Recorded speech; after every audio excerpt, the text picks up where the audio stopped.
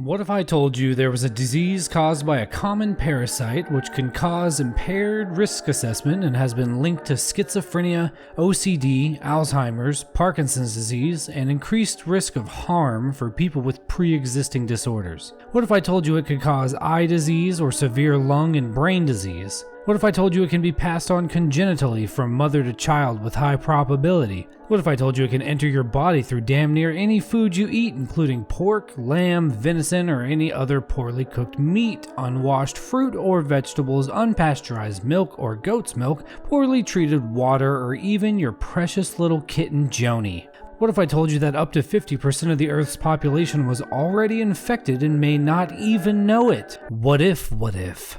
This is a cat. Cats are a special and unique animal in many ways. It almost always lands on its feet, its agility and speed are nearly unparalleled, and in many ecosystems it is a super predator, decimating entire species of rodents and birds in whichever unfortunate area it is introduced into. For the purposes of this video though, it is unique because it is the only animal in which the entire reproductive cycle of Toxoplasma gondii can be achieved. Toxoplasma gondii, or T. gondii as I will be referring to it moving forward to save my breath, is a parasite which can infect just about any animal, including humans. Infection with T. gondii is called toxoplasmosis. You may have heard of it. Acute or immediate treatable infection with toxoplasmosis can present with flu-like symptoms, headaches, fever, fatigue. Acute infection can be treated, and that's boring, so we're not going to be talking much about that today. Latent or ongoing persistent infection happens when T. gondii goes untreated, which is extremely common due to the fact that most people exposed to the parasite do not show symptoms at all. A latent T. gondii infection forms cysts which safely nestle in deep tissue out of the reach of conventional antibiotics and treatments. Basically, once it's in, there's not much to be done to get rid of it. Very sad. Toxoplasmosis can cause all types of ill shit to happen to animals, but we're going to be focusing on two in particular today. This is a mouse. It's cute when in a cage at PetSmart, and a despicable, vile creature when sneaking around inside your walls at night. Typically, mouse's arch nemesis is the cat, as depicted here in this scientific illustration. In order to avoid being eaten while conducting its day-to-day business, mouse is wired from birth to identify the smell of cat piss so as to route away from those areas and sidestep an awkward run-in with cat. Mouse sniff cat piss, mouse run away, cat go hungry. For now. Once mouse is infected with toxoplasmosis, the script gets flipped. The smell of cat piss, which would typically elicit a fear response, now provokes a sexual response from the mouse's piss-soaked brain. Mouse sniff cat piss, mouse get horny, mouse shows up at cat's house with a 12-pack of hard seltzer, cat no longer hungry. T. gondii has infected mouse and caused structural changes in its brain which can never be reversed. Unfortunately, it was only a matter of time until mouse's ticket got punched.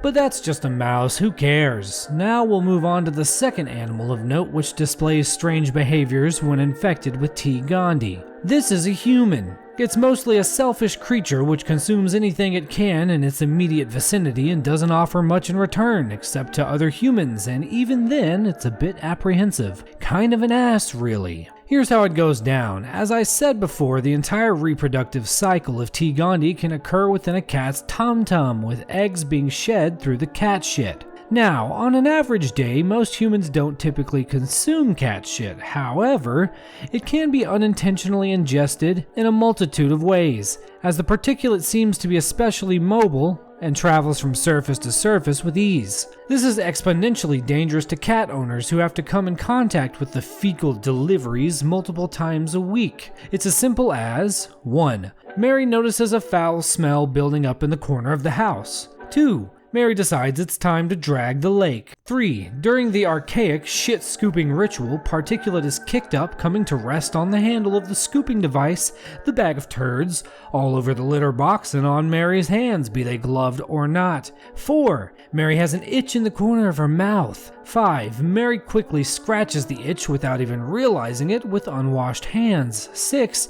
Mary becomes a shambling, erratic zombie devoid of all typical human traits. Now, while that may have been a bit dramatized towards the end, it is a common infection method of T. gondii. One of the most typical infection methods, in fact. However, it's a common misconception that cat owners are the only folks that really get toxoplasmosis, hence the trope of crazy cat lady. In truth, another very common method of infection is eating meat that hasn't been properly cooked, as well as produce that hasn't been thoroughly washed. Now, how would that happen? Well, I'll tell you.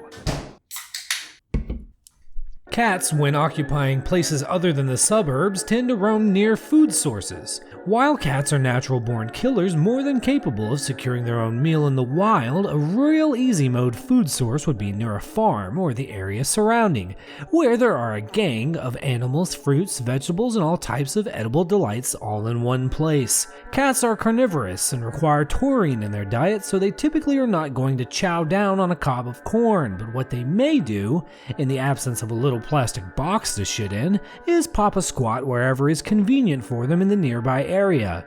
The shit gets on the dirt, the plants grow from the dirt, the animals eat the plants, and nobody is sanitizing anything. So there's shit on the produce, shit on the cow, shit on the farmer's hands who was handling all of these foodstuffs, shit on the ground, shit everywhere, and it's all full of parasites. Now all of that delicious meat and produce hops on a truck, gets chauffeured to Walmart, and ends up on your table, and if not thoroughly washed at some point during that wacky road trip, you're getting a mouthful of, that's right, T. gondii. Now this is just a simplified version of what can happen, and admittedly hyperbolic. I'm not a scientist, I just read a couple dozen essays and came back to you with what I found. Luckily, there's plenty of literature describing the myriad ways in which a human can become infected with toxoplasmosis, but all of that was just a path to take, which now leads us to what you really came here for.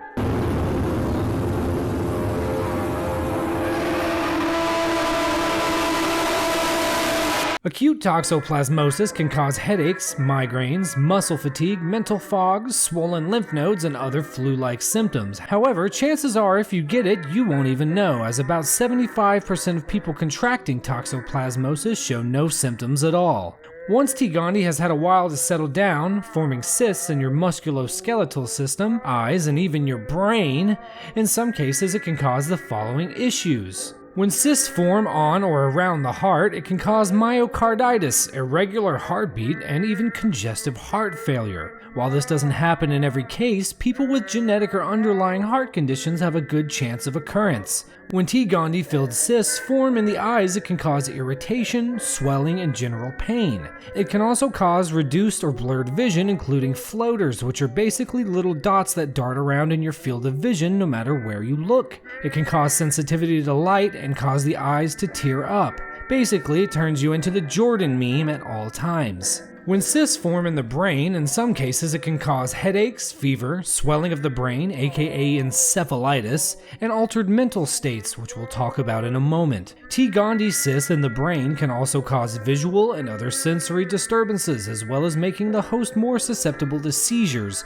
especially if they are predisposed to having them due to some other condition. Once in the system, this parasite has been linked with irritation of compounding of symptoms for a variety of different diseases. Studies show a correlation with increase of symptoms in those with Alzheimer's. Studies show a correlation between high concentrations, or seropositivity, in patients with epileptic symptoms, as well as increasing severity in dementia patients' symptoms, Parkinson's, obsessive compulsive disorder, schizophrenia, self-harm in those under 38 years of age. Basically, if T. gondii enters your system and is not detected and treated, it seems to agitate a whole gaggle of pre-existing neurological disorders, if not possibly contributing to the onset of some and admittedly rarer cases. Allow me to reiterate at this point that I am not a medical professional and I may have misunderstood much of this information, and as far as exactly how toxoplasmosis causes these issues, I am basically an ignoramus, but luckily there will be a lot of links in the description for you to pore over yourself if you feel so inclined.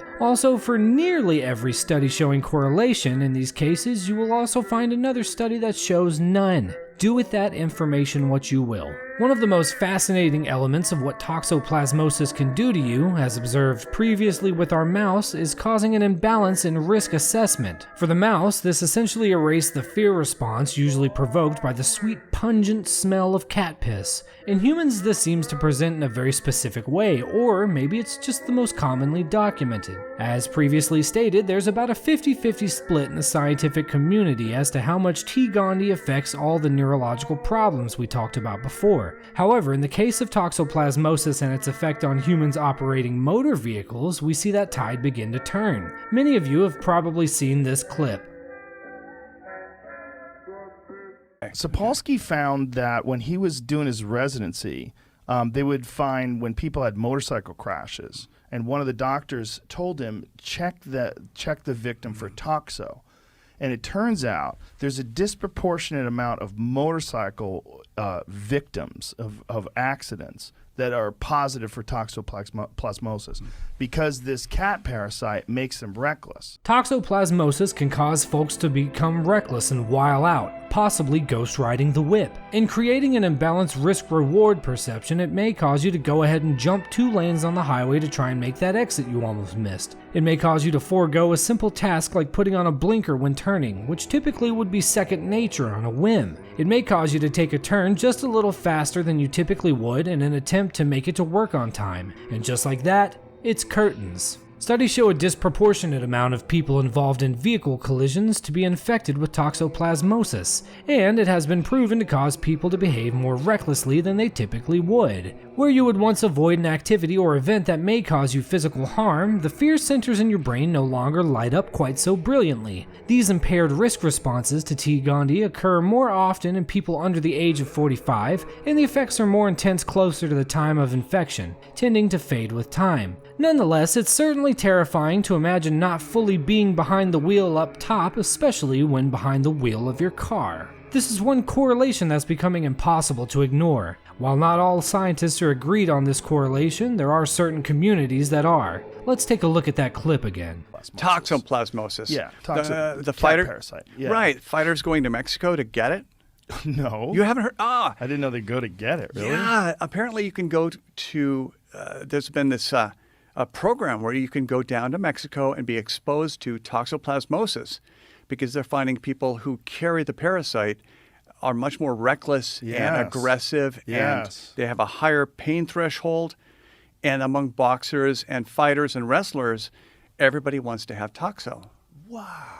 Toxoplasma gondii carries with it a wide variety of pretty scary symptoms, typically affecting those with underlying conditions in the eyes, heart, and brain, which is admittedly a small percentage. But take that small percentage and stretch it out over a third up to half of the entire population which is infected with the parasite, most not even knowing it, and you begin to see an ominous picture forming. An entire continent's worth of reckless, mentally impaired people bumping into each other and putting their poor decision-making skills on full display on a day-to-day basis, without fear of what damage may be caused. Sounds familiar. I've always been more of a dog person.